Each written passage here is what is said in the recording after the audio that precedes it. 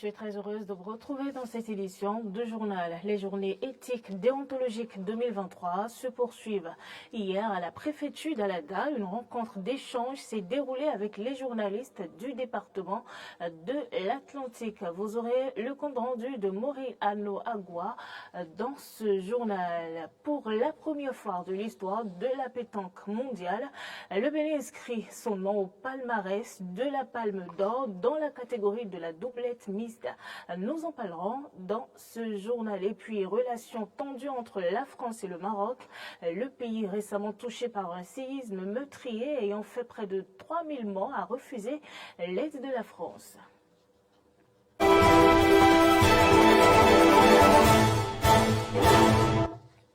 À nouveau, bonjour et merci de toujours nous préférer pour vous informer. On démarre cette édition par une brève.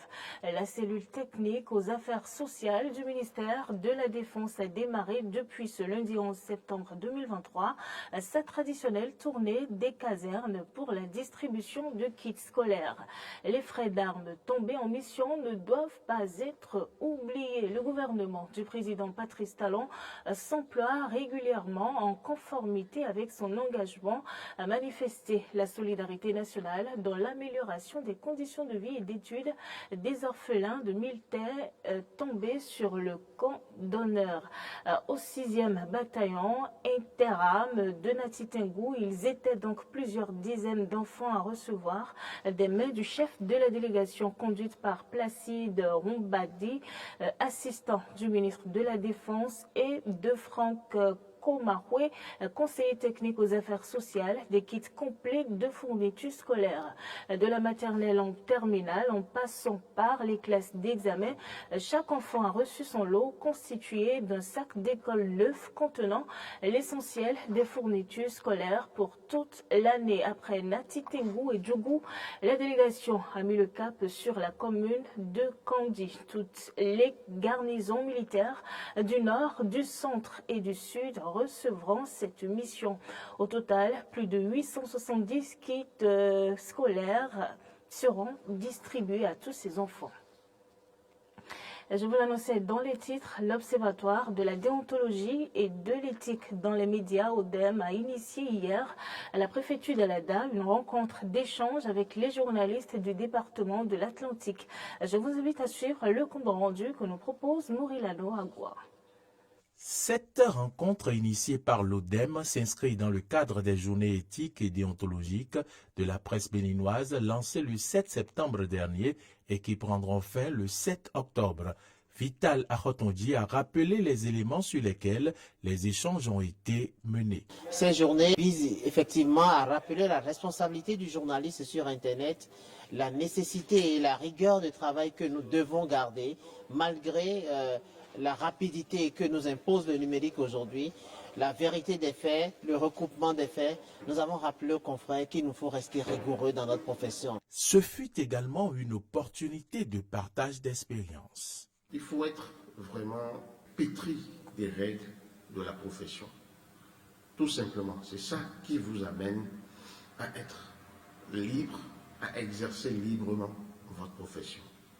J'insiste là-dessus parce que l'une des tares de notre profession, c'est la non-maîtrise des règles qui régissent la corporation. À Cotonou, c'était sous le règne du Soglo-Père à la mairie. On a commencé par insulter les Soglos qu'ils ne foutent rien à la mairie. C'est-à-dire, c'est tombé sur moi comme ça. Bon, heureusement que ce n'est pas allé jusqu'au tribunal. Et le problème, c'est que quand vous connaissez, comme l'a dit Peggy, les lois qui régissent le métier qu'on exerce, il n'y a pas de problème par rapport à ça.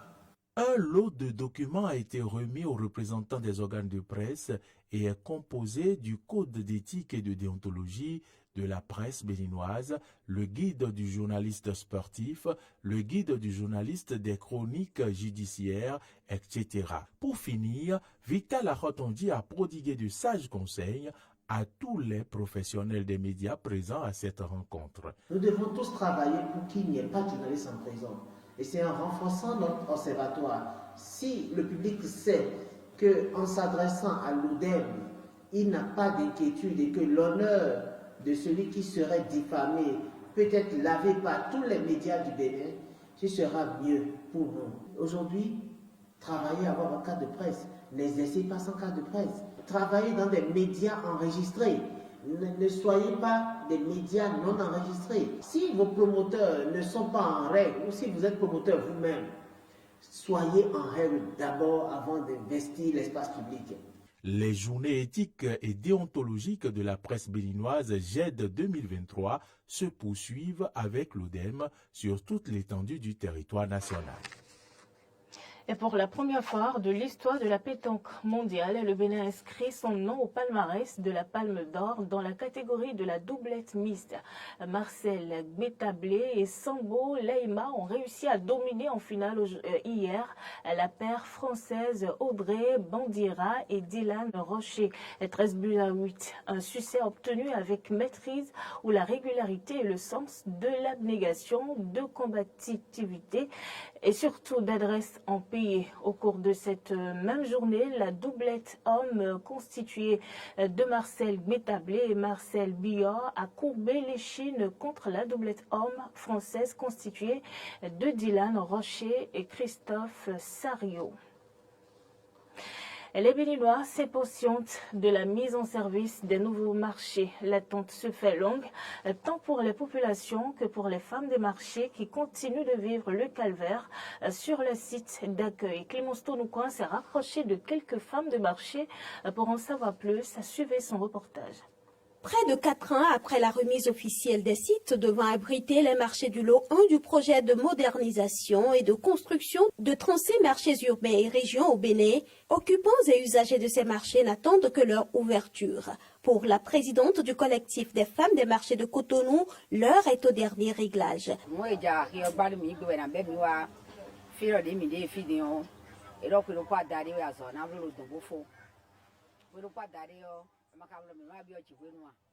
Au démarrage des travaux, il nous avait parlé d'un délai de 18 mois. Mais avec les pluies, les travaux ont ralenti. Néanmoins, les travaux sont allés à leur terme depuis environ 8 mois.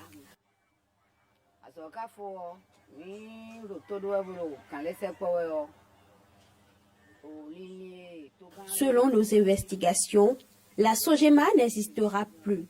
Il n'y aura qu'une seule structure pour la gestion de tous les marchés. Et donc, c'est la désignation des responsables de cette structure qui retarde l'ouverture des marchés.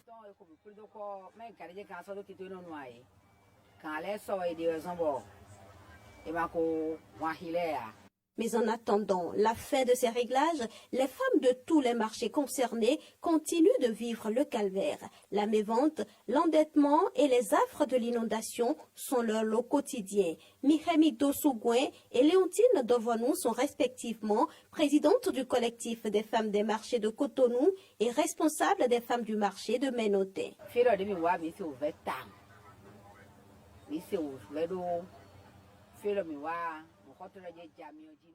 Sur le site qui nous accueille en attendant, nous sommes confrontés à d'énormes difficultés. La majorité de nos clientes vont désormais à Saint-Michel ou à Topa pour éviter les détours qui mènent ici. Nous sommes endettés, toutes les vendeuses du marché. Actuellement, environ 60 vendeuses de ce marché ont dû faire l'option de la vente ambulante. En plus, la pluie nous a beaucoup gênés. Quand il pleut, les quelques clients qui venaient désertent aussi le marché. Ces difficultés et endettements auxquels nous sommes confrontés ne sont pas spécifiques au marché Gbégamé. C'est pareil pour tous les marchés délogés pour la reconstruction. Au marché d'Aïdjedo, la situation est beaucoup plus critique.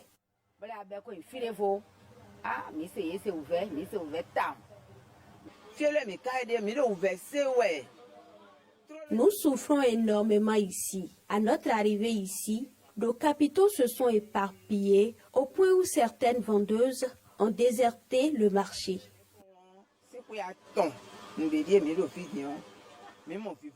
Depuis 3 ans maintenant, quand les pluies commencent, c'est la catastrophe. L'eau a même renvoyé certaines vendeuses de leur hangar. Ces vendeuses sont plus nombreuses que nous qui sommes restés encore sur le terrain. La voie qui passe devant le marché est aussi dégradée. Quand un véhicule passe, ça dégage une mauvaise odeur capable de nous rendre malades. L'eau dicte sa loi et les moustiques se multiplient. Espérant que la mise en service de ces marchés ne saurait tarder, elle demande au chef de l'État de penser à elle pour que les choses aillent plus vite. J'ai appris que la construction des marchés est terminée. Donc nous implorons le Père de la Nation de penser à nous afin que nous intégrions ces marchés pour mettre fin à nos souffrances. Quelle que soit la durée de la nuit, le jour finit toujours par se lever. Nous saluons au passage le chef de l'État qui ne cesse de penser aux femmes des marchés. D'ici la fin de l'année ou au plus tard, au début de l'année prochaine, nous allons intégrer les nouveaux marchés. Face aux professionnels des médias à Cotonou en juillet dernier, le secrétaire général adjoint et porte-parole du gouvernement, Wilfried Léandre Hongweti, se prononçant sur la question, a dit, je cite, « Vous n'attendrez plus aussi longtemps que vous êtes en train d'attendre, c'est-à-dire le temps passé à attendre est forcément plus long que le temps que vous allez passer à attendre l'ouverture. » Fin de citation. Et on s'intéresse à présent aux informations en dehors du Bénin. Les premières conséquences du séisme de magnitude 6,8 au Maroc se font déjà remarquer. Les citoyens peinent à se remettre du choc. Suivez le reportage de nos confrères de RT. Tremblement de terre de magnitude 6,8 a frappé les régions d'Al Haouz au Maroc, tard dans la nuit du vendredi 8 septembre, causant d'importants dégâts. Des milliers de personnes ont été blessées et déplacées. Des bâtiments et des sites historiques de Marrakech et d'autres villes ont été détruits, laissant les habitants terrifiés, fuyant leurs maisons et cherchant refuge dans les rues. Les sauveteurs au Maroc continuent de trouver de nouvelles victimes. La catastrophe a détruit non seulement les maisons, mais aussi dans une certaine mesure, la vie des gens. Désormais, je vis dans la rue. Cette maison que j'ai habitée a été bâtie avec l'argent gagné grâce à la vente de légumes. Sur mon épaule, il y a des traces de caisses que j'ai traînées. Et là, maintenant, la maison s'est effondrée sur tout ce qui se trouvait à l'intérieur. La nature a fait ce qu'elle a fait et nous faisons tout pour survivre. Nous tentons d'aider d'autres villages pour le moment parce qu'ici, Dieu merci, il y a de la nourriture. Vous savez, nous avons de la nourriture pour nos familles, nous avons de la nourriture ici, mais il y a des villages où les gens n'ont rien. Je me trouvais à l'intérieur de la maison quand soudain j'ai entendu du bruit et les murs sont tombés sur moi. Nous avons essayé de nous enfuir, mon enfant et moi, et je suis tombée dans l'escalier. Finalement, nous avons sauté hors du bâtiment et dormi dehors en laissant toutes nos affaires à l'intérieur de la maison. Quand nous sommes revenus le matin, j'ai trouvé tout éparpillé sur le sol et il n'y avait plus de place pour manger et dormir. Malgré cela, les Marocains essaient de ne pas baisser les bras face à cette tragédie. Les Marocains tentent de s'entraider en secourant les victimes et en ramassant les décombres des bâtiments.